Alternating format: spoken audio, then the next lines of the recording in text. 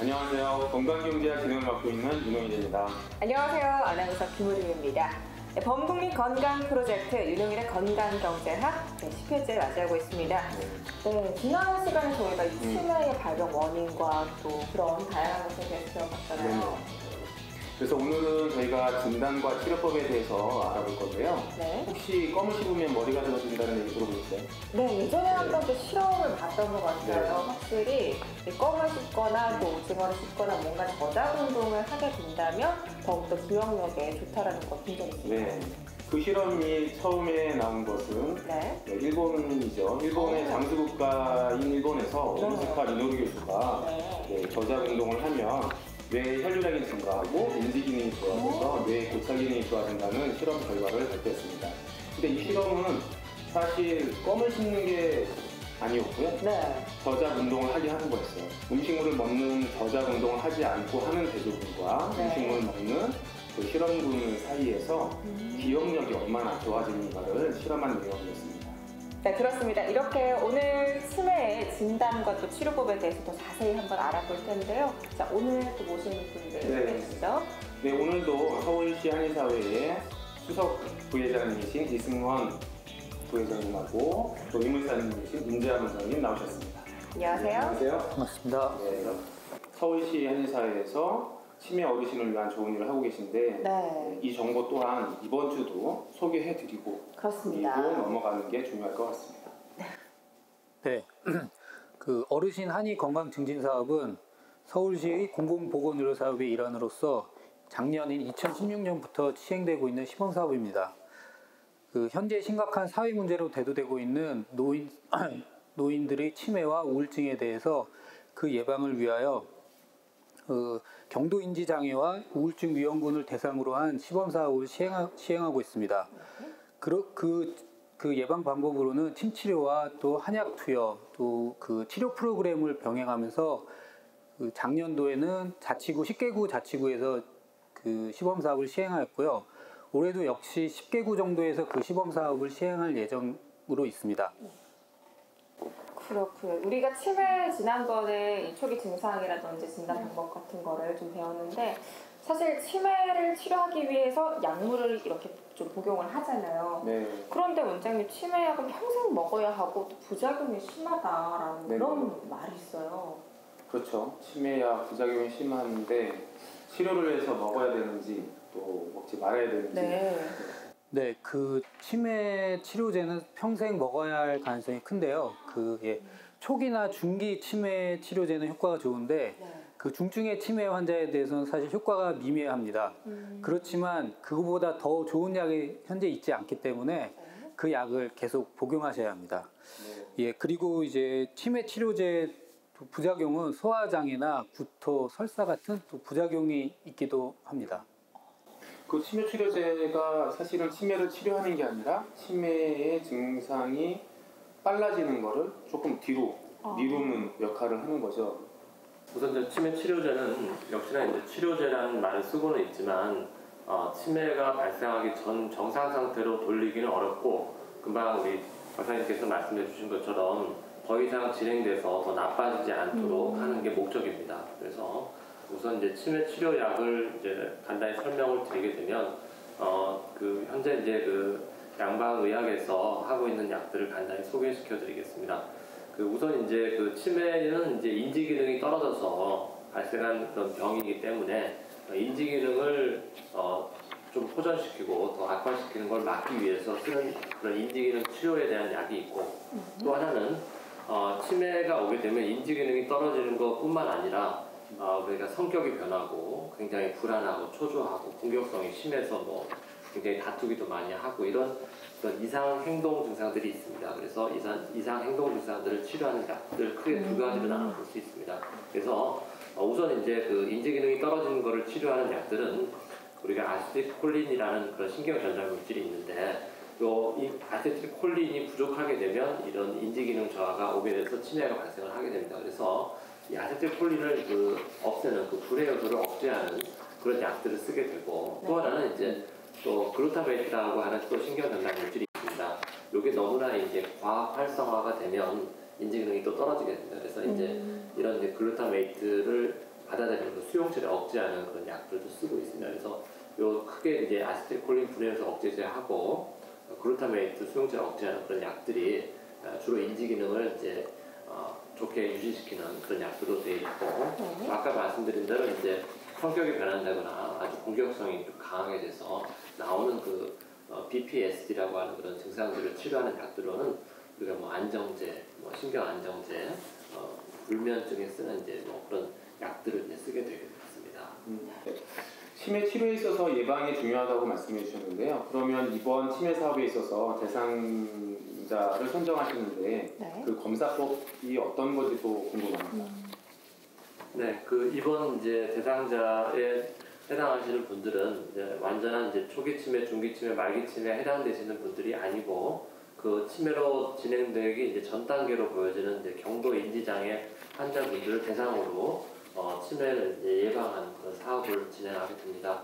그래서 그 경도 인지 장애를 측정하는 그런 간단한 검사 도구로 MMSE하고 이제 모카라는 검사가 있습니다. 그래서 MMSE는 이제 가장 표준화가 잘 돼 있고 아주 오랫동안 써왔기 때문에 가장 널리 알려져 있는 검사법이고, 또 그렇지만 이제 그 MMSE는 조금 그런 부족한 부분이 있습니다. 어떤 부분이 있냐면, 아주 심각하게 이제 인지 기능이 저하된 분들은 이 검사에서 측정이 잘 안 되고, 또 반대로 조금 이제 초기 치매로 돼 있는 분들은 또 이 검사에서 알아내기가 어려운 그런 단점이 있습니다. 그래서 즉 이제 설명하면 이제 문항이 너무 좀 쉽다는 얘기죠. 쉽기 때문에 아주 좀 진행이 되신 분들은 어느 정도 그거에 대해서 반응을 하지만, 어느 정도 초기 치매 이전의 경도 인지장애 환자분들은 대부분 그 문제를 다 맞춘다는 얘기죠. 그래서 점수가 높게 나오기 때문에 이제 천정 효과가 생겨서 요거는 이제 좀 감별하는 데 조금은 어려운 점이 있습니다. 그래서 조금 더 정밀한 검사로 이제 모카라는 검사가 있습니다. 이거는 조금 소요 시간도 이제 MMSE보다 좀 한 5분 정도 더 걸려서 한 10분에서 15분 정도 걸립니다만, 문항수가 조금은 더 정밀하게 측정할 수 있는, 조금 쉽게 말씀드리면 좀 어려운 문제들이 있습니다. 그래서 요걸 측정하게 되면 경도 인지장애 환자들을 잘 구별할 수 있는 그런 검사법이 되겠습니다. 또한 그 MMS에는 없는 그 전두엽 기능, 우리가 전두엽에서 이렇게 관리 기능이라고 합니다. 어떤 일을 계획해서 어떤 일을 진행시킬 수 있는 그런 능력을 측정하는 것도 다 포함이 되어 있고 해서 조금 더 정밀한 검사라고 보시면 되겠습니다. 네. 그렇다면 이 한방적인 또 검사 방법도 있을 것 같아요. 네, 그 이제 아까 말씀드린 이제 MMSE나 모카는 심리학적인 검사고요, 신경 심리학적인 검사입니다. 그 외에 이제 한의학적으로 검사하는 방법들이 있습니다. 우선 이제 처음 소개시킬 그런 방법은 이제 척도를 이용한 것 중에 혈소의 척도라는 게 있습니다. 그래서 혈소라고 하는 것은 이제 우리가 피혈자가 쇠약해진다는 얘기입니다. 나이가 들어가면서 우리 모든 기능들이 쇠약해지는데, 그 중에서 이제 우리가 혈액이라고 하면은 이제 우리가 뇌 건강을 유지시켜주는 그런 에너지라고 보면 되겠습니다. 그런 기능들이 떨어지기 때문에 나타나는 여러 증상들을 옛날에 그 동의보감 시대부터 이렇게 기재를 해놨어요. 그래서 동의보감에 있는 내용들을 근거로 해서 척도를 만들었습니다. 간단히 소개를 시켜드리면, 우리가 나이가 들게 되면 실제로 웃어야 될 때 웃고 울어야 될 때 우는데 그렇지 못하고, 이건 울 상황이 아닌데 막 울어버리고, 또 웃을 상황이 아닌데 웃어버리고 이러는 좀 감정 변화가 좀 있게 되죠. 그래서 그런 것도 측정을 하고, 또 하나는 이제 귀에 뭐 이상한 그런 이명증, 이렇게 귀가 잘 안 들리기도 하고 이명증이 나타나기도 하고, 이런 것들도 이제 노화의 현상이고, 역시나 그런 치매하고도 관계가 돼 있고, 또 하나는 이제 우리가 식사를 할 때 입맛을 잘 모르게 되는 경우, 그렇죠? 그래서 역시나 이제 나이가 드시면 뭐 짠맛을 잘 구별을 못해서 음식을 하게 되면 아주 뭐 짜게 되고 이렇게 되는 것들도 노화의 현상일 수도 있고, 역시나 이게 또 치매의 현상일 수도 있습니다. 그 외에 이제 잠을 잘 못 주무신다거나 대소변에 문제가 있다거나 이런 것들을 다 평가를 해서 노화 정도가 어느 정도 진행이 되면 그로 인해서 치매 위험도도 높아진다, 이런 검사를 하는 한방적인 척도가 있습니다. 또 하나는 이제 그런 척도들을 이제 전반적인 우리 인체를 바라보는 시각이, 이제 한의학적인 장점은 전반적으로 보는 장점이 있기 때문에 우리가 이제 치매를 예방을 시키기 위해서도 한열호실이라는 그런 4가지 한의학적인 그런 척도를 씁니다. 그래서 몸이 차가운지 한, 그다음에 열, 몸이 뜨거운지, 몸이 허약한지 허, 그다음에 몸이 너무나 병이 심해져서 실해졌는지 이런 것들을 보는 한여름 수척도를 써서 이렇게 평가를 하고 있습니다. 네. 네, 한방에서도 이렇게 정확한 진단을 통해서 치매 치료에 임하고 있고요. 또 한 가지 중요한 게 박사님 말씀하시는 걸 들어보니까 주변에 있는 가족들이 가장 중요할 것 같아요. 주변의 가족들이 환자분들을 얼마나 정확히 파악을 하고 있느냐에 따라서 그 정보가 진단에 가미가 된다면 정말 좋을 것 같습니다. 그렇다면 이렇게 치료에 있어서 가장 중요한 진단을 하고 나면 치료를 해야 되는데요. 치료에 있어서 가장 적절한 시기가 언제일까요? 네, 치매 치료에서 적정 시기는 예방하는 단계가 가장 중요합니다. 그 치매는 비가역성 질환으로, 그러니까 한번 나빠지면 다시 원래 상태로 돌아오지 않는 그런 질환입니다. 그렇기 때문에 그 악화되기 전에 미리 예방하는 것이 중요한데요. 그러니까 그 경도 인지 장애가 있을 때, 즉 치매가 발병되기 전 단계에서 빨리 치료를 시작하는 것이 좋습니다. 그 저희 한방에서는 그 치료에 대한 이런 그 원칙이라고 해야 되나? 격언 이런 게 있는데요. 그 내용이 성인, 불치이병, 침이병이라는 말이 있습니다. 그것은 성인이라는 것은 훌륭한 의사인데요. 그러니까 훌륭한 의사는 그 병이 이미 되었을 때 치료하는 것이 아니라 병이 아직 되기 전에, 즉 예방을 하는 치료를 하는 것이 가장 훌륭한 의사라는 말이 있습니다. 치매 치료에서도 이런 이 말과 일맥상통한다고 할 수 있습니다. 그렇다면 한방에서 할 수 있는 치료 방법들에 대해서 좀 우리가 또 알아보도록 하는 게 좋을 것 같습니다.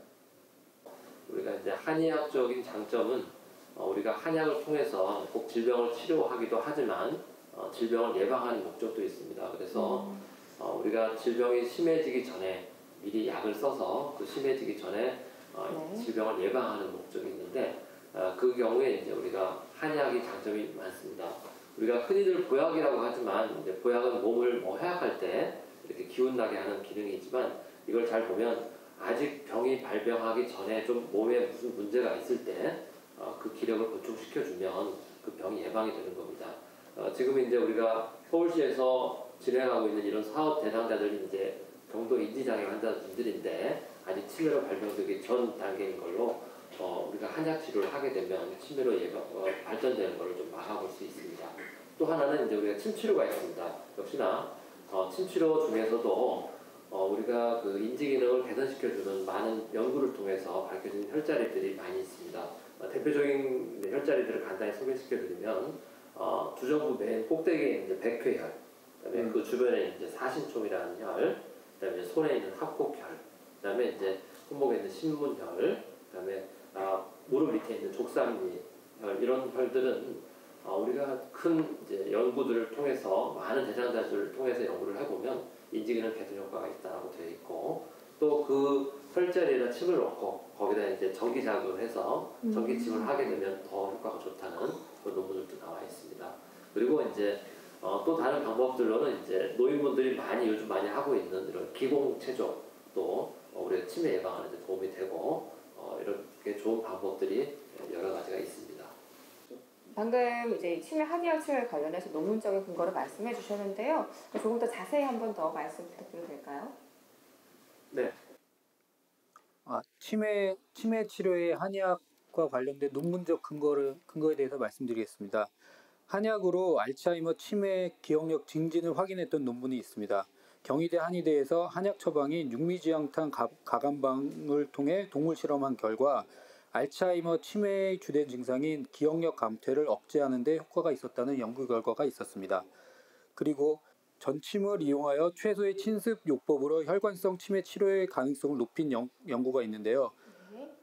한방 전침 치료를 통해 혈관성 치매의 인지기능 개선에 효과가 있다는 그런 논문이 있습니다. 그 한의학적인 이런 치매 치료 효과에 대한 논문들은 많이 발표가 되고 있습니다. 그래서 간단한 이제 방법들을 설명을 드리면 세포나 동물 실험을 통해서 인지 기능을 검사를 하게 됩니다. 그래서 제일 많이 하는 검사는 이제 그 모리스 수종 워터 메이즈 실험인데 우리가 이제 그 알츠하이머를 유발시키는 쥐를 가지고 그 쥐에다가 이제 우리가 치매 효과가 있을 것으로 추정이 되는 그런 한약물을 쥐에다가 이렇게 먹입니다. 그리고 몇 주 정도 먹인 다음에 그 쥐가 이런 우리가 큰 수조에다가 물에 이제 떨어뜨려 놓습니다. 그러면 헤엄을 치다 보면 굉장히 힘들죠. 그럴 때 쉴 수 있는 장소를 하나 만들어 놓는데 그걸 빨리 찾아가게 만드는 거를 얼마만큼 빨리 찾아가는가를 보면서 그 인지 기능이 어느 정도 개선이 됐는가를 찾는 그런 실험이 있는데 수조 미로 실험입니다. 그래서 그런 실험 뭐 여러 가지 다른 실험들도 많이 있습니다만 이제 대표적인 게 그겁니다. 그래서 그런 실험을 통해서 이제 팽쥐를 가지고 측정을 했을 때 효과가 좋다라는 그런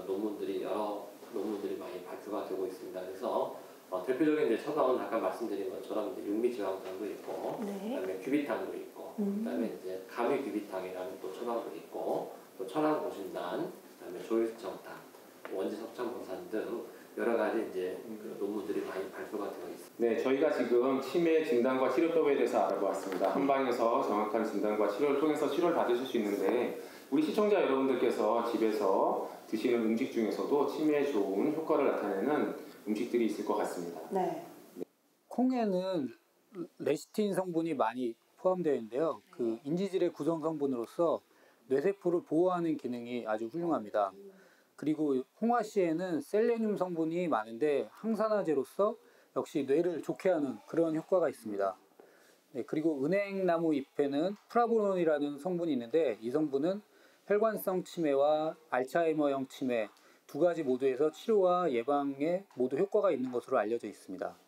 그렇다면 치매를 예방하는 생활 습관도 또 따로 있을 것 같거든요. 어떤 것이 있을까요?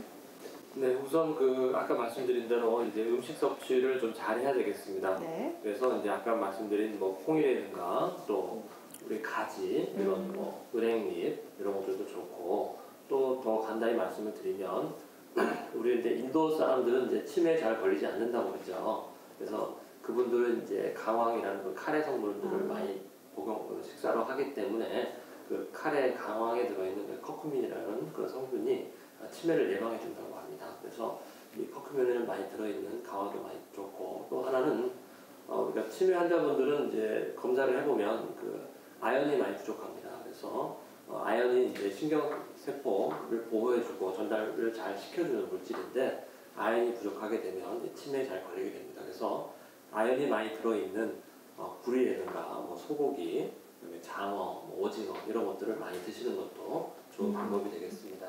그다음에 또 하나는 이제 우리가 햇볕을 자주 쬐야 됩니다. 그래서 햇볕을 자주 쬐게 되면 우리가 이제 비타민 D가 많이 생성이 되고 또 이 비타민 D가 치매를 유발시키는 그런 나쁜 단백질들을 많이 없애주기 때문에 좋은 효과를 볼 수 있고요. 생선을 많이 먹는 것이 좋습니다. 생선을 먹으면 그 생선에 풍부한 오메가3가 알츠하이머병을 예방하는 효과가 있습니다. 그리고 사교적이 되는 것이 좋습니다. 중년에 사회활동을 많이 하는 경우 그 알츠하이머병을 역시 예방하는 데 도움이 됩니다. 그래서 항상 좀 다른 사람들도 만나고 여가 활동도 즐겨서 뭐 음악을 연주 활동을 한다든지 뭐 보드 게임 같은 것도 좋고요. 그래서 그런 사교 활동을 많이 하시는 것이 좋습니다. 네, 또 다른 방법은 이제 숙면을 취해야 됩니다. 그래서 밤에 충분히 숙면을 취하게 되면 멜라토닌 분비가 잘 활성이 돼서 이 멜라토닌이 이제 아밀로이드 단백질을 좀 없애주는 효과가 있습니다. 그래서 적어도 한 7시간 이상 충분한 수면을 취하는 게 도움이 됩니다. 네, 그런데 정말 이 집안에 치매 환자가 있다면 가족들의 고통은 훨씬 더 클 것 같다는 생각이 드는데 가족들이 어떻게 대처를 하면 좀 좋을까요? 예전에는 이제 치매 환자가 집안에 생기게 되면 가족분들이 다 집에서 이렇게 다 관리를 하려고 했는데 그러다 보니까 굉장히 어려운 점이 많죠. 그래서 형제들끼리 다툼이 일어나기도 하고 그러는데 요즘은 이제 그 사회적인 그런 기반이 다 잘 돼 있기 때문에 사회적인 그런 지원 시스템을 이용하는 게 좋습니다. 집에서 무조건 해결하려고 하시는 것보다는 그런 기관을 이용하시는 게 좋고 또 하나는 이제 우리가 치매 환자를 이해를 해야 됩니다. 예전에 이제 그런 성격하고 지금 이런 치매에 걸렸을 때 성격하고 너무 다르기 때문에 굉장히 좀 이해를 못하게 되면 어떻게 저렇게 됐을까라고 이해를 못하게 되면 굉장히 마찰이 많이 생기게 되는데 그건 이제 그분이 이제 성격이 변해서 그런 게 아니고 병 때문에 나타나는 그런 증상이라고 이해를 해주시고 또 인지 기능이 떨어지기 때문에 실제로 조금은 정신 연령이 좀 낮아질 수도 있고 그래서 그 환자분의 눈높이에 맞춰서 잘 보살펴 드리는 게 게 중요합니다. 네, 오늘 이렇게 또 치매와 관련해서 치료 방법까지 이제 샅샅이 한번 알아봤습니다. 네, 그런데 또 준비하신 게 있다고요? 네, 우린 씨한테 질문 하나 드릴게요. 네. 우유를 먹으면 치매에 도움이 될까요? 안 될까요? 이렇게 질문을 하는 의도에는 제가 심리학적으로 판단을 봤을 때 O가 다른 것 같아요. 맞죠? 네, 맞습니다. 우유에 들어있는 글루타치온 성분하고 비타민 B12가 치매에 좋은 역할을 한다고 합니다. 여러분들도 우유를 많이 드시고요. 오늘 저희가 서울시 한의사회의 두 분과 함께 치매에 대해서 많이 알아보러 왔습니다. 시청자 여러분들도 치매에 대해서 많은 도움 있으셨으리라 믿습니다. 네, 맞습니다. 자, 오늘 소개해주신 두 분 정말 감사드립니다. 감사합니다. 자, 이렇게 우리 치매와 관련해서 치료 방법까지 모두 정리를 해봤습니다. 오늘 알려드린 방법으로요, 정말 마지막에 말씀드린 우유 한 가지라도 여러분 기억에 남으셨을 거라 믿고요. 저는 또 여러분들의 건강을 위해서 다음 시간에 찾아뵙겠습니다. 네, 시청해주신 여러분 감사합니다. 고맙습니다. 감사합니다.